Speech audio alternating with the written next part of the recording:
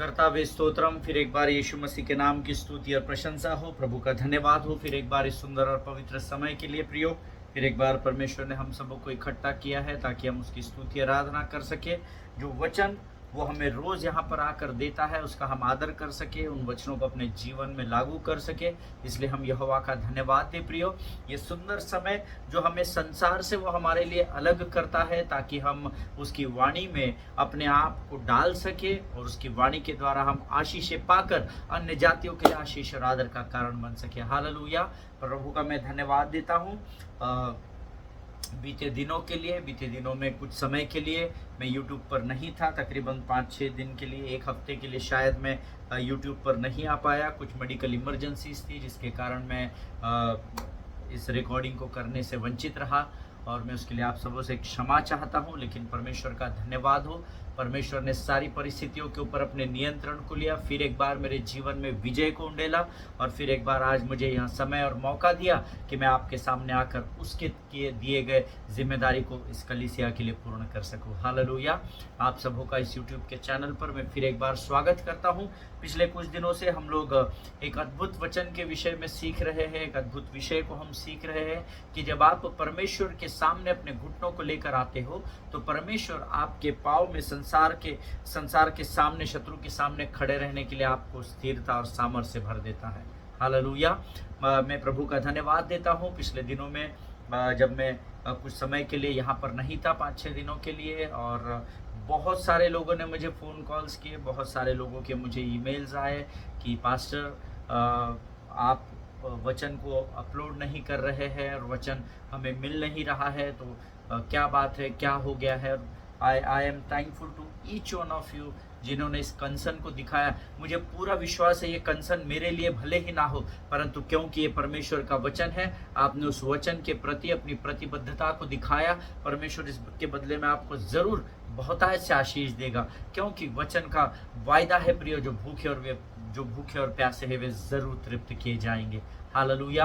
और आज फिर एक बार हमारी भूख और प्यास को मिटाने के लिए पवित्र आत्मा कुछ वचनों को लेकर हमारे मध्य में है और मेरा विश्वास है आज के इन वचनों के द्वारा परमेश्वर हम में से प्रत्येक को बड़ी बरकत और आशीष देने जा रहा है। आमीन। लेकिन इससे पहले कि हम वचन को प्रभु से सीखे, प्रभु की आत्मा और सामर्थ्य से भर जाए, क्यों ना कुछ वचनों को पढ़कर हम परमेश्वर का धन्यवाद दें और उसका गुणानुवाद करें, उसकी स्तुति करें।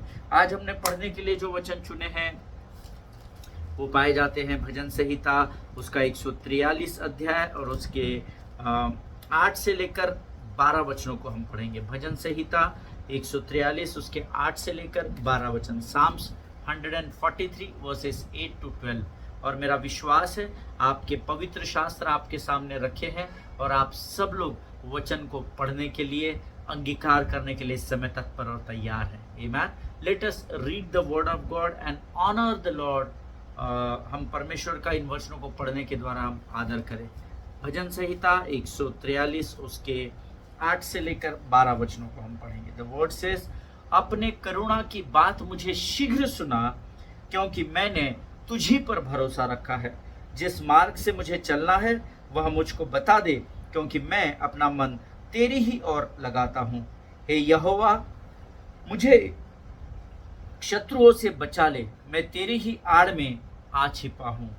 मुझको यह सिखा कि मैं तेरी इच्छा कैसे पूरी करूं, क्योंकि मेरा परमेश्वर तू ही है।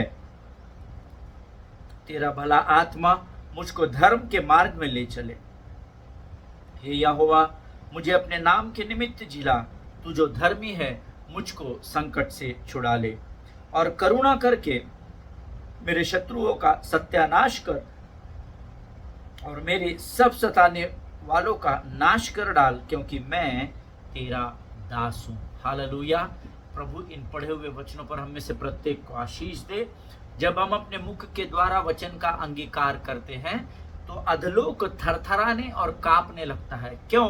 क्योंकि परमेश्वर के वचन की सामर्थ्य को अधलोक जानता है। हालेलुया। इसीलिए मैं अक्सर आपको प्रोत्साहित करता हूं कि जब भी वचन पढ़ो, वचन का मनन करो, वचन का अध्ययन करो, उसका अंगीकार करना सीखना। हालेलुया। मन ही मन में नहीं पढ़ना, अंगीकार करना, शत्रु आपसे कोसों दूर भाग जाएगा। आमीन। वचन कहता है, अपनी करुणा की बात मुझे शीघ्र सुना, क्योंकि मैंने तुझी पर भरोसा रखा है। दाऊद यहाँ पर एक बंधुआई में था, और ये भजन छुटकारे के लिए प्रार्थना का भजन कहलाता है। यहाँ पर दाऊद जब उस सकेती में पड़ा था, उस संकट के समय में था, जब उस बंधुआई में उस बंधन में बंधा हुआ था, बंधनों में जकड़ा हुआ था, तब वो परमेश्वर से गिड़गिड़ा कर प्रार्थना करता है कि प्रभु, अब मैं जो इस बंधुआई में हूँ, ये बंधुआई मुझ पर भारी पड़ रही है और मैं अंधकार की घोर तराइयों में खींचा चला जा रहा हूँ। इसलिए प्रभु, अब मैं तुझसे बड़े करुणा और दीनता और नम्रता के साथ इस बात की विनती करता हूं कि अपनी करुणा की बात मुझे शीघ्र सुना, क्योंकि मैंने हर एक विकट परिस्थिति में केवल तुझ पर भरोसा रखा है। हालेलुया। आज आप अगर किसी परिस्थिति में बंधुआई में हैं, तो क्या आज आपका भरोसा आपके परमेश्वर पर है क्या? ये प्रश्न आप अपने आप से पूछना। क्या आप अपने जमीन जायदाद, अपनी पोजीशन, अपनी हैसियत, अपने धन के ऊपर भरोसा रख रहे हैं? दाऊद कहता है कि मैंने तुझी पर भरोसा रखा है, इसीलिए मुझे अपनी करुणा की बात शीघ्र सुना। हालेलुया। जिस मार्ग से मुझे चलना है वह मुझको बता दे, क्योंकि मैं अपना मन तेरी ओर लगाता हूं। हालेलुया। अक्सर आप जानते हैं दाऊद इस वचन को क्यों क्या लिखा हुआ है, इसको पूरा अंडरलाइन करना। दूसरा भाग, जिस मार्ग से मुझको चलना है वह मुझको बता। वो इसलिए दाऊद कहता है क्योंकि जब मैं और आप संकट और सकेती में दबाए जाते हैं, शत्रु के द्वारा सताए जाते हैं, कमजोर किए जाते हैं, तो हम अक्सर संसार की तरफ अपनी आंखों को लगाते हैं। हमें लगता है शायद प्रभु का ध्यान हमारी ओर नहीं है, हमें लगता है शायद प्रभु को हमारी सुधि नहीं लेनी है। लेकिन दाऊद देखिए क्या कहता है, हे प्रभु, अपनी करुणा की बात मुझे शीघ्र सुना, क्योंकि मैंने तुझ पर भरोसा रखा है। इतना ही नहीं प्रभु, लेकिन ऐसे विकट परिस्थिति में मेरा ध्यान संसार में या शत्रु की ओर न बढ़ने पाए, इसलिए जिस मार्ग पर मुझे चलना है उस मार्ग को तू मुझे बता। हालेलुया। बहुत इंपॉर्टेंट वचन है, इसको बिल्कुल स्मरण करके रख लेना। इस संकट और सकेती के समय में प्रभु किस मार्ग पर मुझे चलना है वहां तू मुझे सिखा, क्योंकि मैं अपना मन ऐसे विकट परिस्थिति में तेरी ही ओर लगाता हूं। हालेलुया। हे यहोवा, मुझे शत्रुओं से बचा ले, मैं तेरी ही आड़ में आ छिपा हूं। आमीन। हमें गीत गाते हैं, तू मेरा शरण स्थान, तू मेरा गढ़ है, संकट में मेरा दोस्त, तू मेरा प्रभु। आराधना करूं मैं पूरे दिल से, मैं तुझे ढूंढूंगा संपूर्ण जीवन में, तेरी सेवा करूंगा तन मन और धन से, मैं हूँ यहाँ। आमीन। दाऊद कह रहा है, प्रभु मुझे शत्रुओं से बचा ले। दूसरा भाग कहता है, मैं तेरी ही आड़ में छिपा हूं। जब आप परमेश्वर को अपना शरण स्थान और गढ़ मान लेते हैं ना, तो आप के ऊपर शत्रु कितना भी भारी वार क्यों ना करे, लेकिन जब आप उसके शरण स्थान में चले जाते हैं, जब आप उसकी ओट में चले जाते हैं, उसकी आड़ में चले जाते हैं, तो वो आपको अपनी बाहों में छिपाने वाला परमेश्वर है। हालेलुया। वो आपकी सुरक्षा करने वाला परमेश्वर है। But this is conditional will of God कि आप उसके नाम को पुकारे। ये परमेश्वर की एक इच्छा है कि जब आप उसको पुकारेंगे तो वो आपकी मदद के लिए दौड़ा चलाएगा। हालेलुया। जब मैं गिरूं मुझे उठाता है। हालेलुया। हम गीत गाते हैं प्रियो, जब भी आप आराधना करते हैं ना, तो उस आराधना को केवल मजे के लिए मत करना, है ना। बहुत अच्छा लगता है, मुझे बड़ा सुकून लगता है, नहीं। परमेश्वर की आराधना करते समय परमेश्वर के हर एक गीत के एक एक वचन को, एक एक शब्द को समझना, है ना। आपके लिए आराधना करना बहुत आसान हो जाएगा। आपको यीशु नासरी से प्रेम और अधिक बढ़ता चला जाएगा। ये मैं अपने अनुभव से आपको बता रहा हूँ। आराधना करते समय लोगों की ओर ध्यान नहीं देना, कौन क्या बजा रहा है, कौन सही है, कौन गलत है, नहीं। अपनी आंखों को पर्वत की ओर लगाना, अपने मन से पूरे प्राण और आत्मा से जब आप प्रभु की आराधना शब्दों को जानकर करेंगे, मैं आपको बताता हूँ आपके लिए आराधना में परमेश्वर से बात करना बहुत सरल हो जाएगा। हालेलुया। आगे वचन कहता है, मुझको यह सिखा कि मैं तेरी इच्छा कैसे पूरी करूं, क्योंकि मेरा परमेश्वर तू ही है। तेरा भला आत्मा मुझको धर्म के मार्ग में ले चले। आमीन।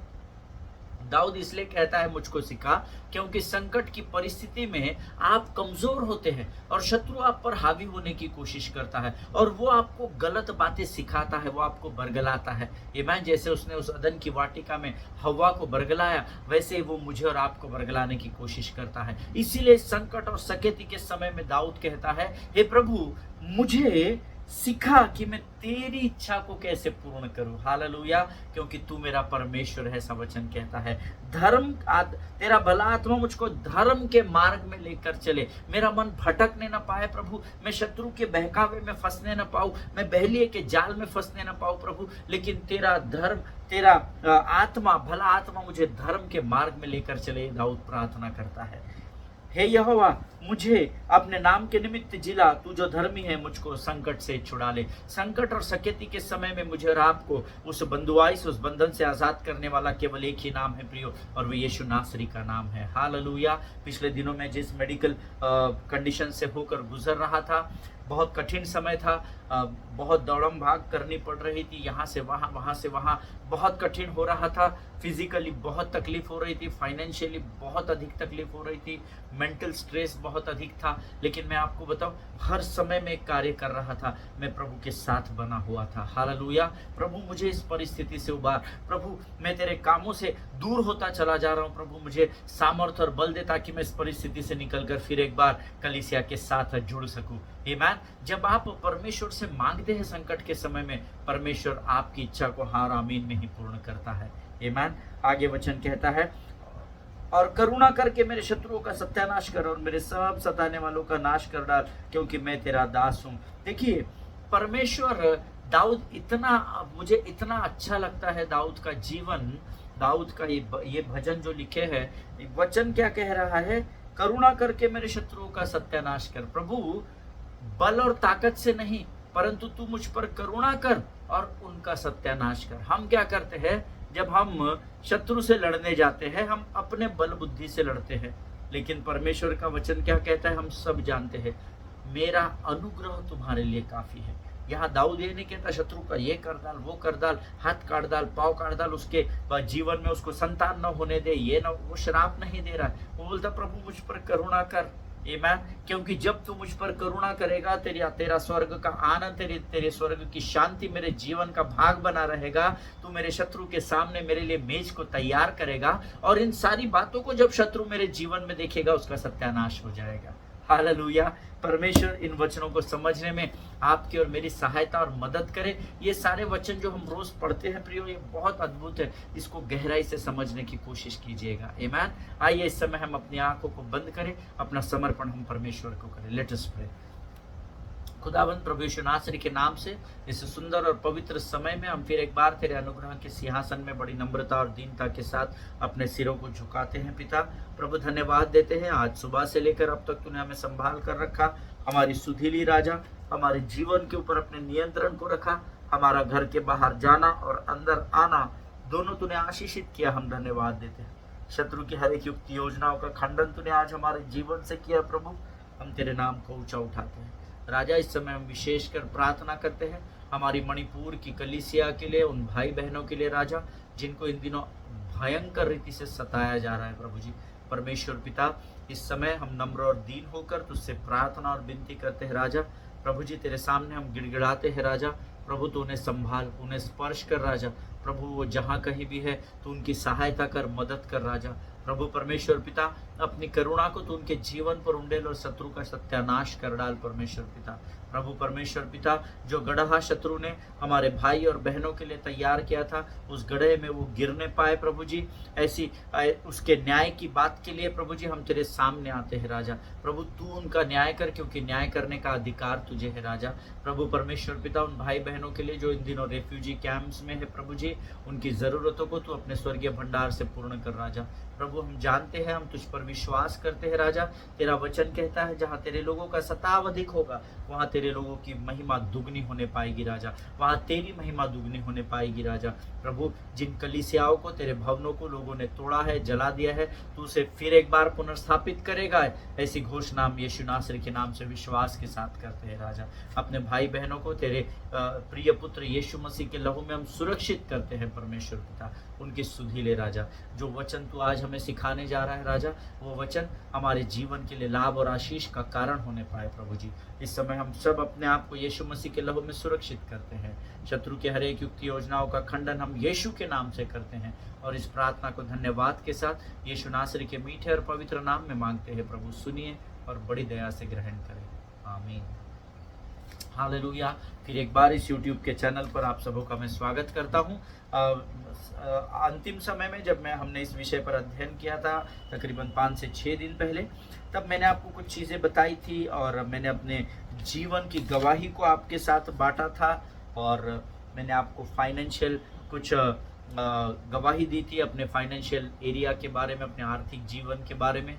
और मैं प्रभु का धन्यवाद देता हूँ, मेरे उस गवाही के द्वारा बहुत सारे लोगों के जीवन में परमेश्वर ने बदलाव को लेकर आया। मैं आपको ये बोस्ट करके इसलिए बता रहा हूँ, इस घमंड के साथ इसलिए इस बात को बता रहा हूँ प्रियो, क्योंकि उस गवाही के द्वारा, जब उस गवाही को सुनने के बाद जब लोगों ने मुझे फ़ोन किए और जब लोगों ने मुझे ईमेल्स किए और मुझसे बातचीत की वैयक्तिक रूप में, अधिकांश लोगों के जीवन में वही समस्या थी जिससे मैं गुजर रहा था, हालेलुया, या जिससे मैं गुजर चुका हूँ, आमीन। और जब उन्होंने उस टेस्टिमनी को, उस गवाही को सुना, उन्होंने मुझे, उनमें से प्रत्येक व्यक्ति ने, जितने भी लोगों ने मुझे कांटेक्ट किया, उन्होंने मुझे कहा कि हमें उस गवाही के द्वारा बहुत कुछ परमेश्वर ने सिखाया, आमीन। प्रियो, मैंने वो गवाही इसलिए दी क्योंकि मैं नहीं चाहता कि जिस गलत डिसीजंस को लेकर मैंने परमेश्वर की अगुवाई न पाते हुए, कुछ डिसीजंस को लेकर अपने स्वार्थ के लिए जो गलतियां की, वो आप लोग उससे बच जाए,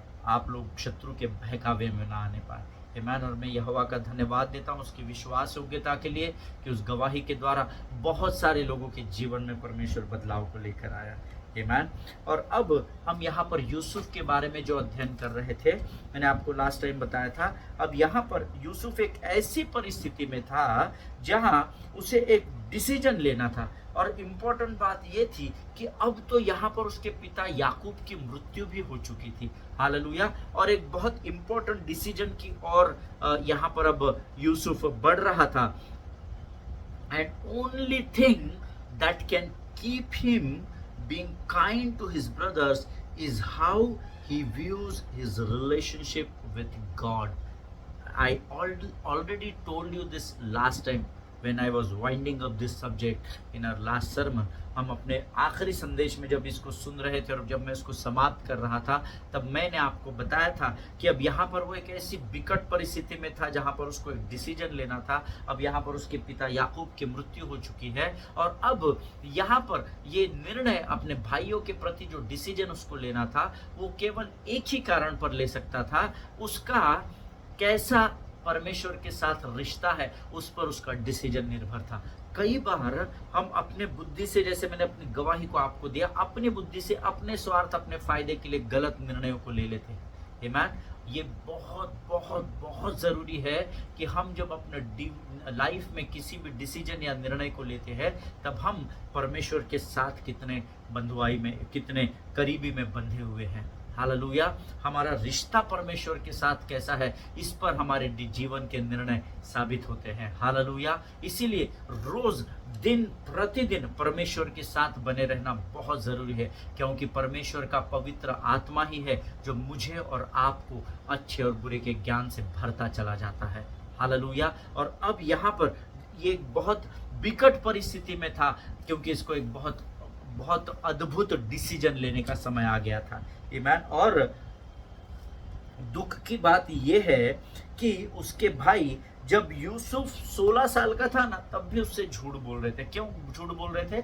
क्योंकि वो उससे ईर्ष्या करते थे। मैंने आपको बताया, अब यहाँ पर यूसुफ का एज 56 साल है। 50 he is here now 56 years of age, 56 years old. लेकिन जब वो 16 साल का भी था तब भी उसके भाई उससे झूठ बोलते थे। Amen, when he was, वो बहुत छोटा था, बहुत जवानी की ओर बढ़ रहा था उस समय में भी, क्योंकि वो अपने पिता का सबसे लाडला पुत्र था, इसलिए उसके भाई उससे ईर्ष्या करते थे। और जब वो 16 साल का था तब भी वे उससे झूठ बोल रहे थे।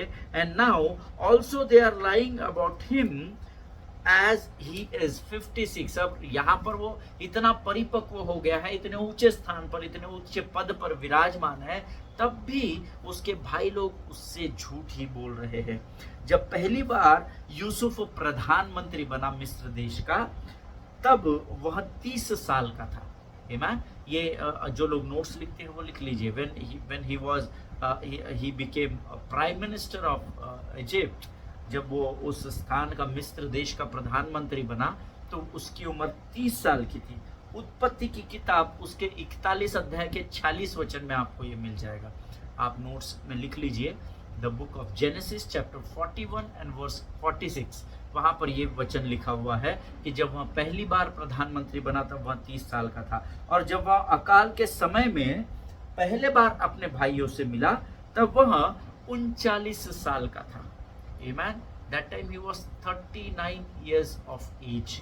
जब अकाल के बाद, Amen? 7 वर्ष अकाल था, हम सब जानते हैं। और उसके बाद जब अकाल के समय के 2 वर्ष ही बीते थे, तब यूसुफ के भाई अन्न खरीदने के लिए यूसुफ के पास मिस्र में आए थे। ऐसा इतिहास बताता है, ऐसा पवित्र शास्त्र सिखाता है।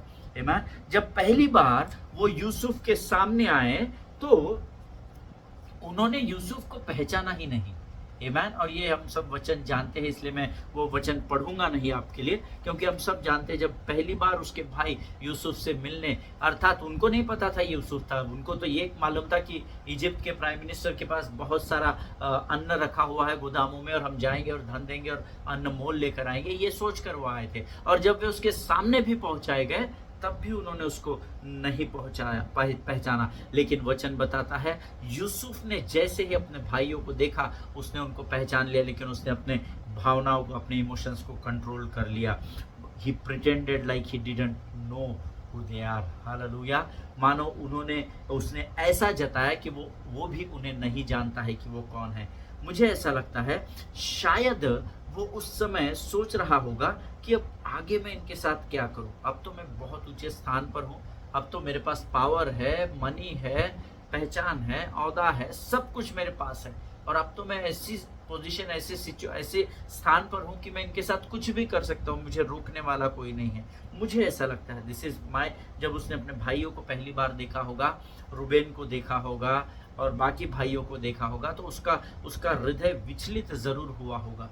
Amen? उसके हृदय पर बोझ जरूर आया होगा, बट वचन कहता है उसने अपनी भावनाओं को नियंत्रित किया, क्योंकि उसे अब यहाँ पर एक डिसीजन लेना था। हालेलुया।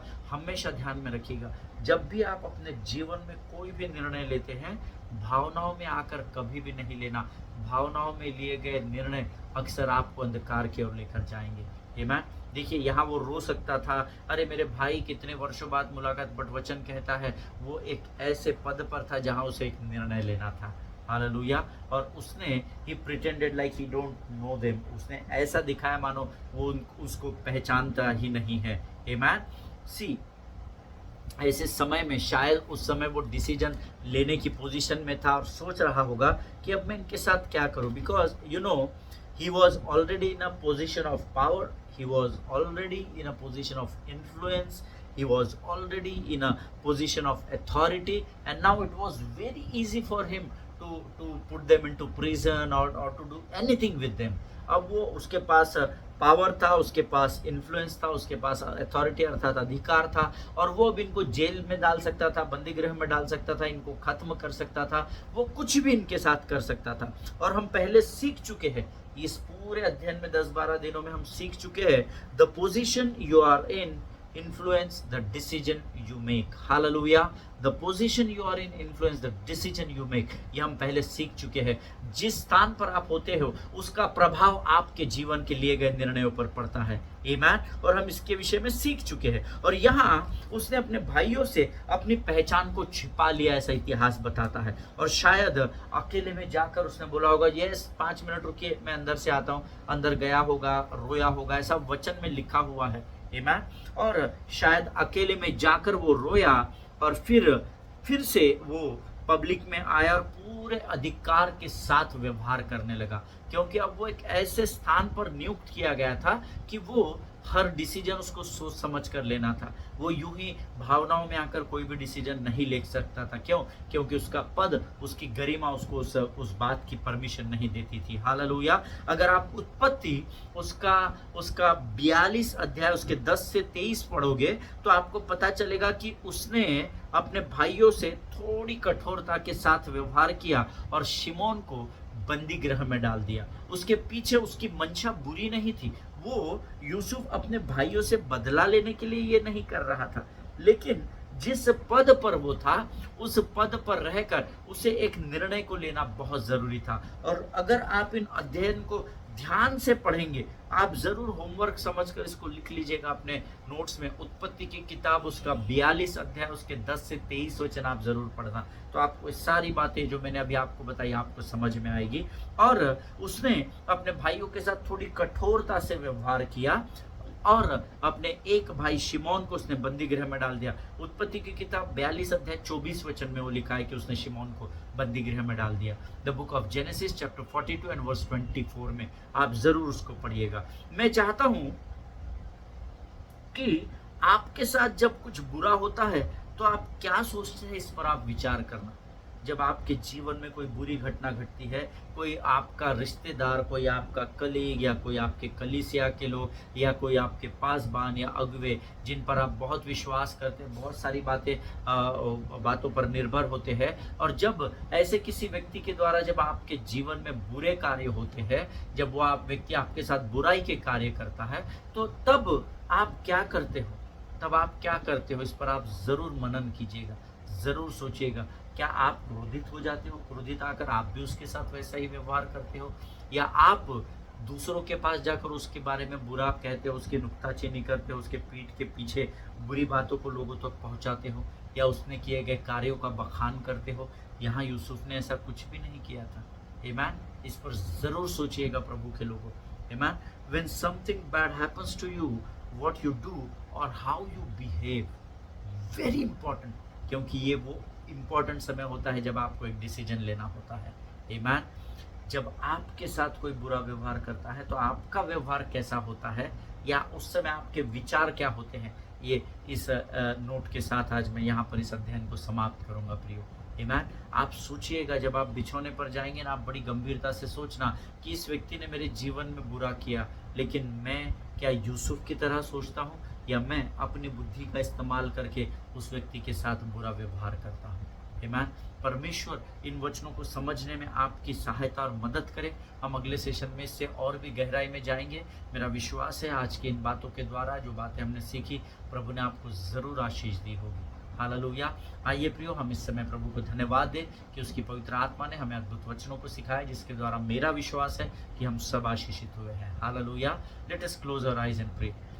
आइए हम अपनी आंखों को बंद करेंगे और हम प्रार्थना करेंगे। धन्य यीशु नाम, धन्य यीशु नाम, धन्य यीशु नाम। आकाश और पृथ्वी को बनाने वाले महान और जीवित परमेश्वर, हम तेरा धन्यवाद देते हैं। तेरे इकलौते पुत्र की उस कलवरी की मृत्यु के लिए धन्यवाद देते हैं प्रभु। उसके जी उठने के लिए धन्यवाद देते हैं राजा। वह अधोलोक की कुंजियां जो तूने उसके हाथों में दी थी, तूने अब हमें दे दी है, इसलिए हम तेरा धन्यवाद देते हैं प्रभु। वो सारे अधिकार प्रधानताएं तूने हमें सौंप दी, हम तेरा लाखों लाख गुणानुवाद करते हैं राजा। शत्रु को तूने हमारे पाँव के नीचे हमारे अधिकार में लेकर आया, हम तेरा धन्यवाद देते हैं राजा। प्रभु आज जो वचन हमने सीखे हैं राजा, सचमुच प्रभु हम तेरा धन्यवाद देते हैं कि तू दिन प्रतिदिन हमारी सुनता है और हमसे बातचीत करता है राजा। आज के वचनों के लिए धन्यवाद देते हैं प्रभु जी। जितनों ने सुना उनमें से हर एक को आशीष दे। अपने आप को यीशु मसीह के लहू में डुबोते हैं, प्रार्थना को स्वीकार किया, ऐसा विश्वास करते हैं राजा, और इस विनती को धन्यवाद के साथ यीशु नासरी के मीठे और पवित्र नाम में मांगते हैं प्रभु। सुनिए और बड़ी दया से ग्रहण करें। आमीन। हालेलुया। परमेश्वर आप सबों को बड़ी बरकत और बड़ी आशीष दे। हम अगले सेशन में फिर एक बार मिलेंगे, तब तक स्वस्थ रहे, सुरक्षित रहे, एक दूसरे के लिए प्रार्थना करते रहे, अपने पासबानों के लिए, उनके परिवारों के लिए जरूर प्रार्थना करें। सभी को जय मसीह की। God bless you all.